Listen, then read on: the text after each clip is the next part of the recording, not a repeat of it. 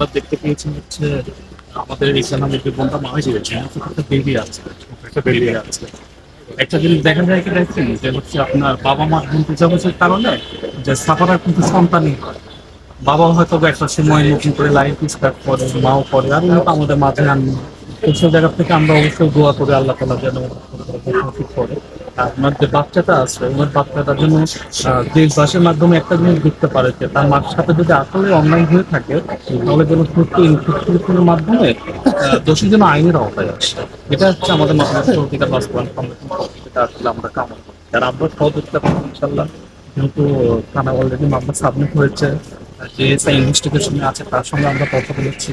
বিভিন্ন প্রশাসনিক উপজনন যারা কর্মকর্তা আছে তাদের সঙ্গে এই বিষয়টা নিয়ে কথা বলবো, যেন সুষ্ঠু বিচার হয়। সুষ্ঠু ইনভেস্টিগেশনের মাধ্যমে দোষী যেই হোক না কেন, দোষ যেই হোক, সে কি করে ওটা মেটা করে, সে দোষী কিনা ওটাই মেটা।